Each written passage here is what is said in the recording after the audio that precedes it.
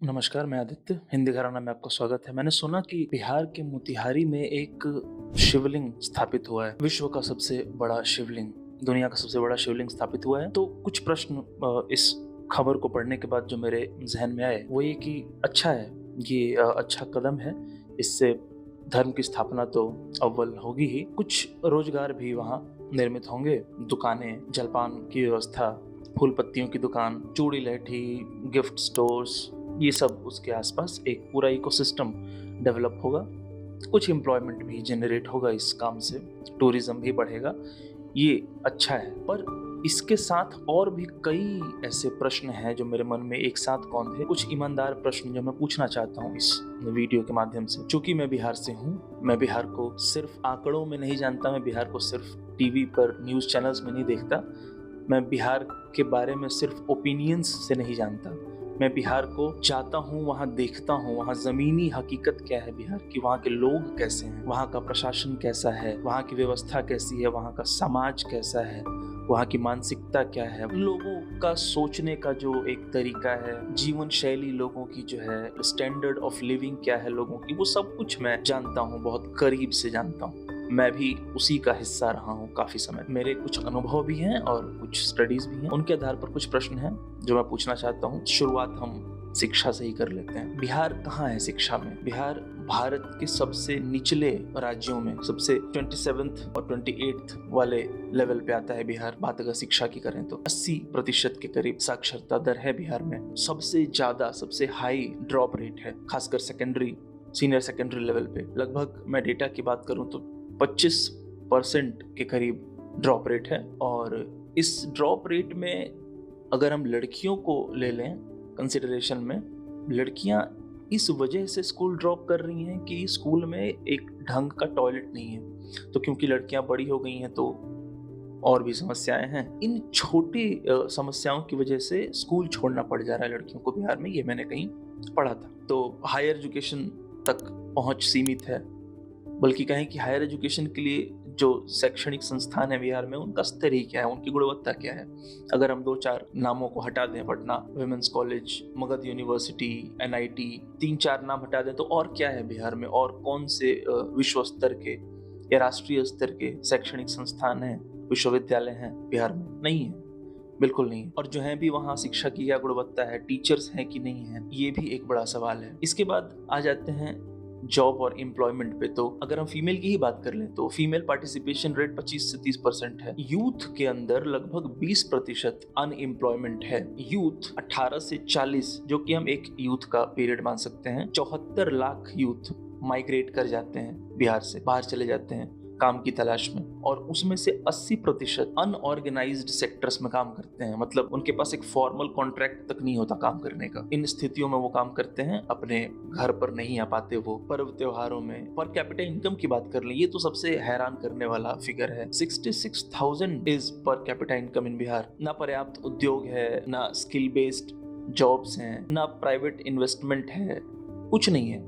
कहाँ से काम करेंगे? बाहर जाने को मजबूर है, जाएंगे। बात हेल्थ केयर की कर लें तो WHO का जो एक स्टैंडर्ड है कि 1:1000 का रेशियो होना चाहिए, doctor to patient ratio, Bihar में वो 1:2000, 2000 लोगों पर एक डॉक्टर है बिहार। ये स्थिति है हेल्थ केयर। बिहार के लोग अपने स्वास्थ्य के लिए पड़ोसी राज्यों पर निर्भर करते हैं। BHU बनारस जाते हैं, वो एम्स गोरखपुर जाते हैं, वो रिम्स रांची जाते हैं। एक दो अगर हैं भी हेल्थ केयर के लिए इंफ्रास्ट्रक्चर, तो वहाँ इतनी भीड़ है कि वहाँ जाना और सही समय पर इलाज करवा लेना, डॉक्टर से मिल लेना, ये मुमकिन नहीं होता है सबके लिए। मैंने देखा है कि बिहार में लोग छोटी छोटी मामूली बीमारियों से मर जाते हैं और दोष भाग्य को देते हैं। ये कह के परिवार जन आगे निकल जाते हैं कि इतनी ही आयु थी, जबकि वही मरीज अगर किसी मेट्रो सिटी में होता, किसी अच्छे शहर में होता, विकसित शहर में होता, तो बच सकता था, बहुत आसानी से बच सकता था। इतनी टेक्नोलॉजी, इतना मेडिकल साइंस आगे जा चुका है कि हम बड़ी बड़ी बीमारियों से भी लड़ सकते हैं, बच सकते हैं। ये हेल्थ केयर, अगर मैं चाइल्ड मोर्टेलिटी रेट की बात करूं तो 1000 में बच्चे मर जाते हैं बिहार में। 63% वुमेन आर एनीमिक इन बिहार। ये मैं NFHS की डेटा बता रहा हूँ आपको। 63% औरत बिहार में एनीमिक होती है। कुपोषण, अनीमिया, ये सब बहुत आम है बिहार। और मैं आपको अगर बिहार में औरतों की स्थिति बताऊं तो मतलब जिस क्षेत्र से मैं आता हूं, घरों में इसको बड़प्पन माना जाता है, संस्कार माना जाता है कि औरत जो बचा खुचा होगा वो खा लेगी, घर के मर्दों को, बेटों को पहले खिला दे सब कुछ, और जो आखिर में थोड़ी सी दाल, थोड़ी सब्जी, रोटी, चावल जो बचा हो वो खा ले। खाने में बहुत डाइवर्सिटी नहीं है, एक ही तरह का खाना बन रहा है, दाल चावल सब्जी, दाल चावल सब्जी, दाल चावल सब्जी। इसमें बहुत न्यूट्रिशन नहीं है। दाल भी 4 लोगों के परिवार में बन रहा है, एक कटोरी दाल 4 लोगों के परिवार में बन रहा है। आप सोचिए प्रोटीन, कितना प्रोटीन होगा उस दाल में। रोटी कार्बोहाइड्रेट है, चावल कार्बोहाइड्रेट है, आलू की सब्जी खा रहे हैं कार्बोहाइड्रेट। तो फिर नतीजा ये है कि डायबिटीज बढ़ रहा है। तो खाने का भी कोई बहुत बढ़िया खाने में गुणवत्ता नहीं है, खाने में बहुत डाइवर्सिटी नहीं है, लोग बहुत अच्छा खा नहीं रहे हैं, बहुत बैलेंस्ड डाइट बिहार में नहीं। और मर्दों का तो एक अलग ही मैं देखता हूँ बिहार में की माइंडसेट है, बहुत रुग्ण माइंडसेट है। मैं किताबों में पढ़ा करता हूँ कि औरत को एक समय पे यूरोप में या दुनिया के बाकी देशों में कमोडिटी समझा जाता था, अमेरिका में भी, भारत में तो खैर बहुत बाद में शुरू हुआ, इन्वेजन के बाद ही ये सब समस्याएं भारत में आई। उसके पहले तो भारत में बहुत समानता थी, बहुत हद तक समानता थी पुरुष और स्त्री में। मैं देखता हूँ बिहार में आज भी वो बीमारी है। औरत तो फैमिली डिसीजंस में पार्टिसिपेट नहीं कर सकती, ये क्या काम करेगी, इसको तो घर में घर की शोभा बढ़ानी है, घर को साफ सुथरा रखना है, खाना अच्छा बनाना है, सज सवर के रहना है, इसका काम बच्चा पैदा करना है। अच्छा, मैं एक सर्वे पढ़ रहा था, उसमें लिखा था कि 50% of main in Bihar believe that contraception is females problem. औरत का काम है कॉन्ट्रासेप्शन, गर्भ निरोध, औरत जाने वो कैसे करना है, वो हमारा काम नहीं है, वो इसको प्राइड समझते हैं। जबकि कॉन्ट्रासेप्शन फीमेल के पार्ट पे ज्यादा मुश्किल भी है, ज्यादा रिस्की भी है, पर ऐसा उनको लगता है और खुश होते हैं वो ये सोचकर कि हमारी समस्या नहीं है। सुपरस्टिशन का वही हाल है बिहार में।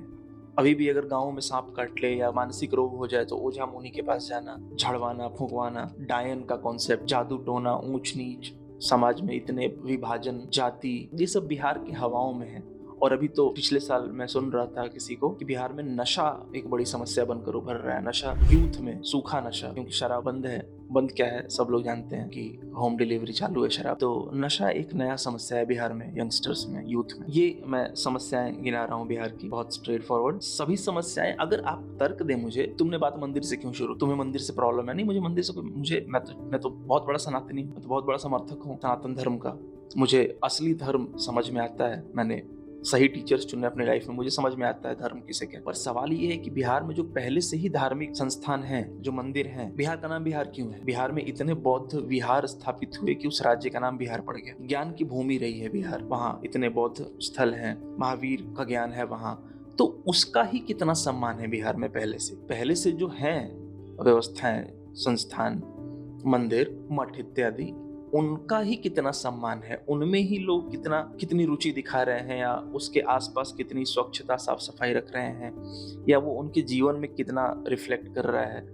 और अगर कर रहा है तो अच्छी बात है, अगर कर रहा होता तो ये स्थिति नहीं होती बिहार की जो है। मैंने ये खबर पढ़ी सबसे बड़ी शिवलिंग वाली, और बिल्कुल ऐसे ठक करके मेरे दिमाग में ये सब चीजें दौड़ने लग गई कि ये कहीं यूनिडायरेक्शनल डेवलपमेंट, एक ही आयाम में कि मंदिर ही, या सड़कें ही। ह्यूमन डेवलपमेंट इंडेक्स नाम की भी तो कोई चीज होती है ना, जीवन की गुणवत्ता, लिविंग स्टैंडर्ड भी तो बढ़ना चाहिए, लोगों के खाने पीने की क्वालिटीज बढ़े, स्वास्थ्य व्यवस्थाएं बढ़े, शिक्षा सुधरे। ये मूलभूत जो चीजें हैं, जो बेसिक नेसेसिटी हैं सर्वाइवल की, अगर वही नहीं सुधर रही हैं तो इमारतें और सड़कें और मंदिर, क्या होगा इससे? मुझे ये समस्या है, इसलिए मैंने सोचा कि मैं आके ऐसे बोल दूं। बाकी अगर बिहार पे और भी वीडियोस आपको चाहिए और डिटेल्ड बातचीत तो कमेंट में बताएं, मैं प्रयास करूंगा कि इस बिहार पे बातचीत को। धन्यवाद।